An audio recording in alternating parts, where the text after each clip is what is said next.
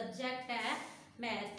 हम exercise discuss करेंगे 5.2। इसकी फर्स्ट 2 क्वेश्चन हमने प्रीवियस लेक्चर में हल कर लिए थे, ठीक है।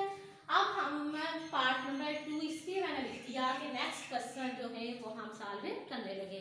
तो क्वेश्चन नंबर 3 है, find the square root of decimal number.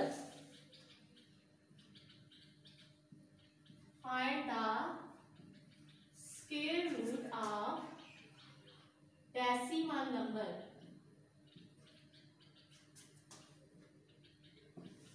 ठीक है, find the square root of decimal number.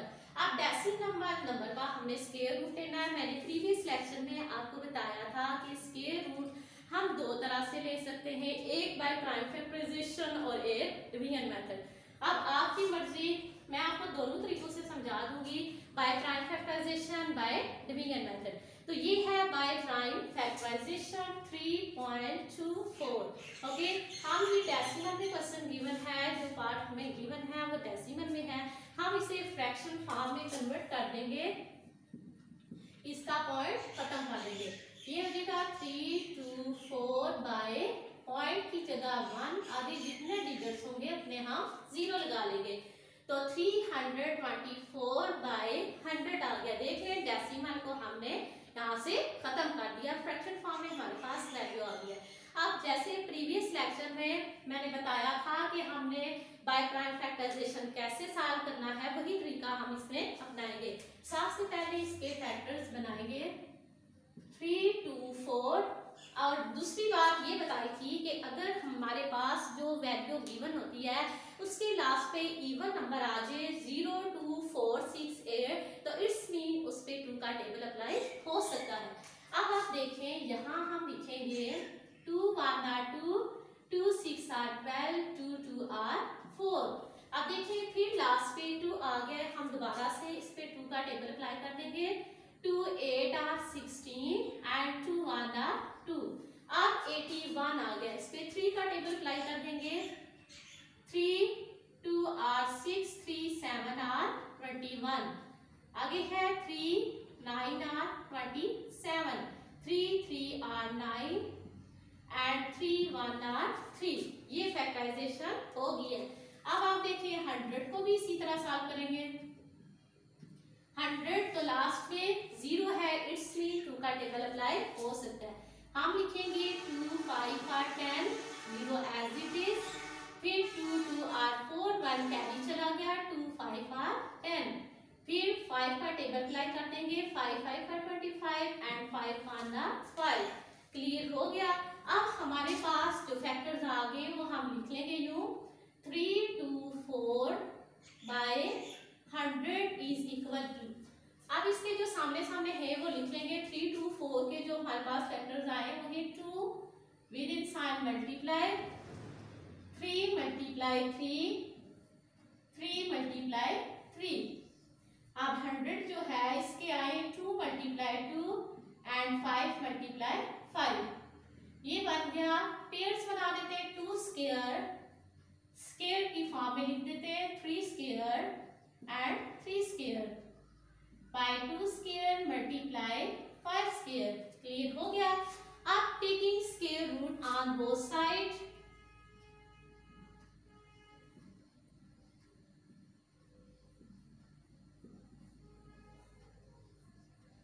दोनों तरफ हम स्क्वायर रूट ले लेंगे। Square root of 324 by 100, square root of 2 square multiply 3 square multiply 3 square by 2 square multiply 5 square. Clear हो गया। यहाँ तक हमने स्क्वायर रूट अप्लाई कर दिया है। अब आप देखें यहाँ पे ये जो सारे स्क्वायर हैं ये स्क्वायर कैंसिल हो जाएंगे इस स्क्वायर रूट के साथ। हमारे पास नंबर बच गए 2 मल्टीप्लाई 3 मल्टीप्लाई 3 बाय 2 मल्टीप्लाई 5। अब इन सब को आपस में मल्टीप्लाई कर देंगे। 2 3 are 6, 6 3 are 18 and 2 5 are 10। Question हमारा सॉल्व हो गया। जब हमने इसे कन्वर्ट किया था फ्रैक्शन फॉर्म में, एक बात आपने हमेशा याद रखनी है, जब अगर हमें क्वेश्चन फ्रैक्शन फॉर्म में गिवन है तो कोशिश यही करें कि हम उसका आंसर भी फ्रैक्शन फॉर्म में लिखें, और अगर होल नंबर में है तो आंसर को होल नंबर में ले जाएं, और अगर डेसिमल में है तो डेसिमल में ले जाएं। ठीक है, अब देखिए फ्रैक्शन फॉर्म में आ गया हमारे पास 18/100। अब हम इसे कन्वर्ट कर देते हैं डेसिमल में। हम लिखेंगे कन्वर्ट इनटू डेसिमल।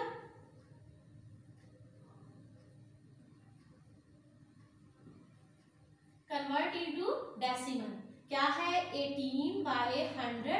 देखिए ये 18 है, अब नीचे 10 है तो इसका मतलब है एक डिजिट एक नंबर के बाद हम पढ़ गए फर्स्ट नंबर, और यहाँ पॉइंट लग जाएगा 1.8। ठीक है, हम राइट टू लेफ्ट काउंट करते हैं और जितने जीरो होते हैं उस तरह काउंट करके वहां पे हम पॉइंट लगा देते हैं। बात समझ में आ गई है? क्या क्वेश्चन था हमारा 3.24। हमने इसका डेसिमल खत्म किया, इसे फ्रैक्शन फॉर्म में कन्वर्ट किया। फ्रैक्शन फॉर्म में कन्वर्ट करने के बाद हमने क्या किया कि इसकी फैक्टराइजेशन की, दोनों की 324 एंड 100 की फैक्टराइजेशन करने के बाद हमने इनको यूं लिखा विद इन साइन मल्टीप्लाई और फिर taking square root on both side. जब दोनों तरफ इसका स्क्वायर रूट लिया है तो हमारे पास आ गया ये स्क्वायर रूट से कैंसिल हो गए, 2 × 3 × 3 क्लियर, एंड 2 × 5। अब इन ऊपर वाला जो नोमिनेटर में वैल्यू थी उन सबको मल्टीप्लाई किया फिर डिनोमिनेटर को, तो हमारे पास आ गया 18/10। क्लियर हो गया? अब हमें क्वेश्चन जो गिवन था वो था डेसिमल में, इसलिए हमने जो सॉल्यूशन निकाला वो भी डेसिमल में ही लेके जाना है। तो ये था 18/10, तो 10 आप 1 की जगह पता है पॉइंट लगाते हैं और उसके आगे जितने डिजिट्स होते हैं उतने जीरो लगाते थे। उसी तरह यहाँ पे जीरो है एक, तो हम क्या करेंगे एक नंबर के बाद पॉइंट लगा देंगे 1.8। क्लियर हो गया? बात समझ में आ गई सबको? ये था क्वेश्चन नंबर 3। डेसिमल में क्वेश्चन गिवन है, हमने इसका स्क्वायर रूट लिया। ये जो स्क्वायर रूट हमने लिया है ये लिया बाय प्राइम फैक्टराइजेशन। ये स्क्वायर रूट हमने किसके जरिए लिया है? By prime factorisation. बात समझ में आ गई है? अब मैं आपको एक इसी क्वेश्चन का एक पार्ट ऐसा समझाती हूँ जिसे हम बाय डिवीजन मेथड में सॉल्व कर लेते हैं। ठीक है, ताकि आप लोगों को जो मेथड आसान लगे आप आसानी से कर सके। देखिए अगर क्वेश्चन में लिखा हो कि आप इससे स्क्वायर रूट लें बाय प्राइम फैक्टराइजेशन या बाय डिवीजन मेथड भी, तो आपको वही अप्लाई करना होगा।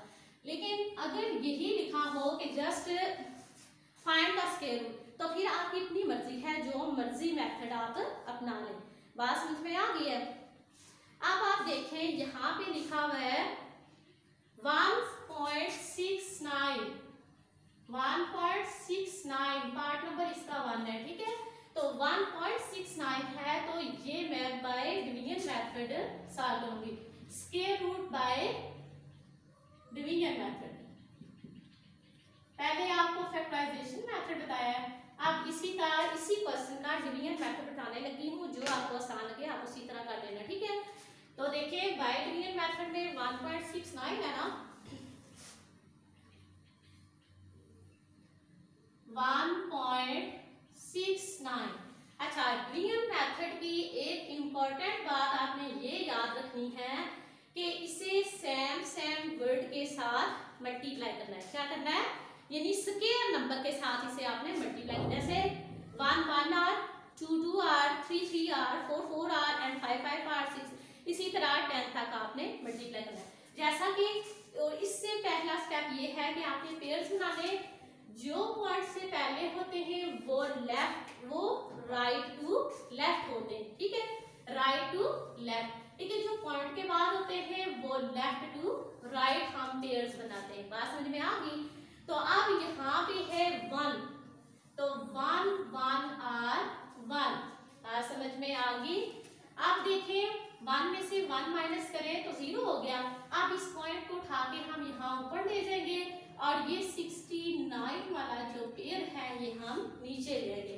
ये बात आपने याद रखनी है, जिस पे आपने लाइन लगाई है पेयर बनाया वो फुल पेयर आपने नीचे लेके आना है।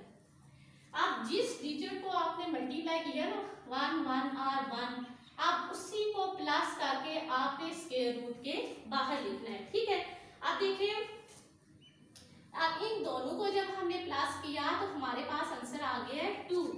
आंसर आ गया 2 आ गया। अब देखिए इस 2 के साथ हम कोई ऐसा एक डिजिट लगाएंगे, ये 2 है ना, इसके साथ मैंने कहा सेम वर्ड के साथ मल्टीप्लाई करना है। अब सेम वर्ड अगर हम 2 इस 2 के साथ 3 लगाएंगे ना, तो फिर 3 के ही साथ हमें इसे मल्टीप्लाई करना होगा। तो देखिए 3 3 आर 9, 3 2 आर 6, देखिए 69 हमारे पास मुकम्मल आंसर आ गया। हम इस 2 के साथ भी 3 लगाएंगे और यहाँ ऊपर भी 3 लिखेंगे और यहाँ पे आ जाएगा 69। बात समझ में आ गई। जब आप लिखेंगे आंसर, लिखेंगे 10 square root of 1.69 is equal to 1.3। ये हमने अप्लाई किया बाय डिवीजन मेथड। बात समझ में आ गई है। डिवीजन मेथड में क्या करते हैं, सेम वर्ड के साथ मल्टीप्लाई करते हैं और पेयर्स, इसमें पेयर्स जरूर बनाए जाते हैं। पॉइंट से पहले जो होते हैं वो राइट टू लेफ्ट और पॉइंट के बाद जो होते हैं वो लेफ्ट टू राइट। बात समझ में आ गई है। तो अब आप देखें, जब जिस नंबर के साथ हम इसे मल्टीप्लाई कर रहे होंगे वो हम स्क्वायर रूट के अंदर लिखेंगे और फिर उन्हीं 2 नंबर्स को प्लस करके हम यहाँ स्क्वायर रूट के बाहर लिखेंगे। बात समझ में आ गई है।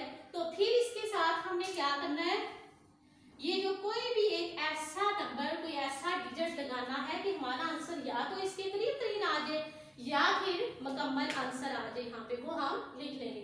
तो हमने क्या किया, 3 अप्लाई किया, ऊपर 2 के साथ भी 3 लगाया और 3 के साथ मल्टीप्लाई भी किया। तो 3 3 आर 9, 3 2 आर 6। देखिए हमारा क्वेश्चन मुकम्मल सॉल्व हो गया। 323 को 3 से मल्टीप्लाई किया, 69 हमने यहाँ लिखा, तो आंसर हमारा आ गया 1.3। बात समझ में आ गई है। यकीनन आप लोगों को समझ आ गई होगी। देखिए square root by division method की ये जब हम अगली एक्सरसाइज सॉल्व करेंगे तो उसमें है ही सारे question square root by division method के, तो वो मैं आपको तफसील से बता दूंगी। अगर आप लोगों को इसमें थोड़ा मसला हुआ तो आगे बता देंगे, क्योंकि ये तो एक्सरसाइज आपकी है बाय प्राइम फैक्टराइजेशन, यहाँ पे डिवीजन मेथड नहीं लिखा हुआ, लेकिन मैंने कहा चले आपको आगाह कर दूं, आपको पता चल जाए। ठीक है, तो ये क्वेश्चन नंबर 3 था। आपकी मर्जी, अगर ये इसमें नहीं था लिखा हुआ कि बाय डिवीजन मेथड करें या बाय प्राइम फैक्टराइजेशन करें, तो इसलिए मैंने यहाँ पे दोनों मेथड अप्लाई करनी है कि जो आपको आसान लगे आप कर सकते हैं। तो दोनों मेथड आपको समझा दिए। ठीक है, अब इसी तरह क्वेश्चन नंबर 4 है।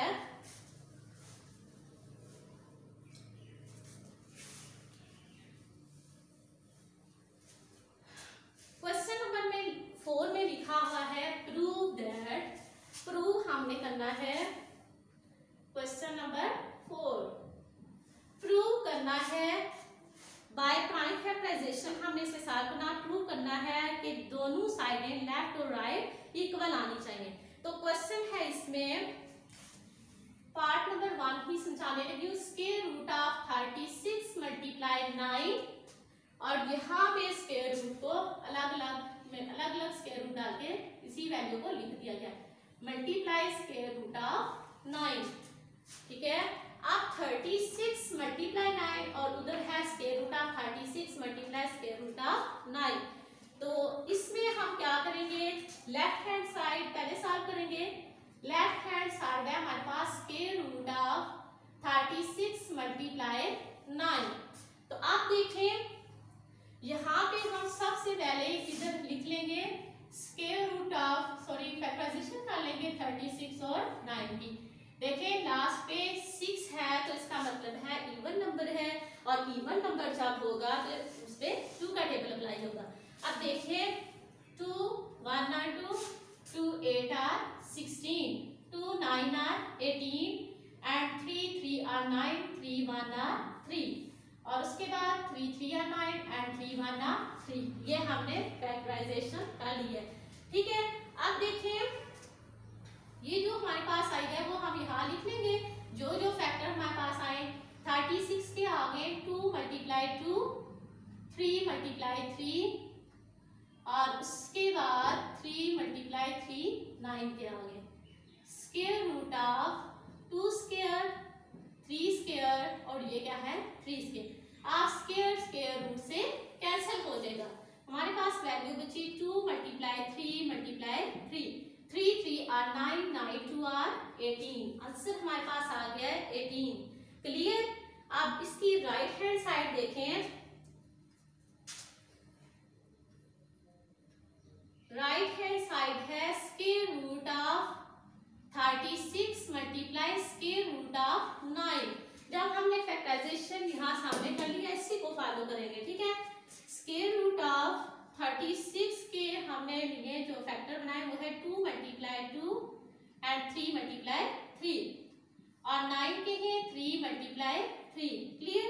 2 2 ये हो जाएगा square root of 2 square and 3 square, square root of 3 square. Clear हो गया। अब आप देखें ये स्क्वायर स्क्वायर रूट से कैंसिल हो गया, यहाँ पे आ गया 2 मल्टीप्लाई 3 और यहाँ पे बच गया ओनली 3। 2 3 6, 6 3 18। आप देख लें लेफ्ट हैंड साइड और राइट हैंड साइड का आंसर सेम आ गया है। इट्स मीन हम लिखेंगे hence prove that left hand side is equal to right hand side. Clear हो गया। बस अगर आपको by prime factorisation square root लेना आ जाए तो फिर आपके लिए क्वेश्चन मुश्किल नहीं है, ठीक है। मेथड सीखना पड़ता है, अगर मेथड सही समझ आ जाए तो इट्स मीन आप आसानी से काम कर सकते हैं। तो देखिए क्वेश्चन नंबर 3 और 4 आज हमने इस लेक्चर में करना था, और यकीनन आप लोगों को समझ भी आ गई होगी कि हमने फैक्टराइजेशन कैसे की है। इसके बकिया क्वेश्चन जो है वो आज का आपका काम है कि आपने खुद ही ये सारे करने हैं, ठीक है। क्वेश्चन नंबर 3 जो था वो था बाइनोमियल मेथड, और सॉरी डेसिमल में था, और मैंने दोनों मेथड आपको सिखा दिए। यकीनन आप लोगों को समझ आ गई होगी। ओके, अल्लाह हाफिज़। आज के लिए इतना ही काफ़ी है, सही तवज्जो से काम करना है। अल्लाह हाफिज़।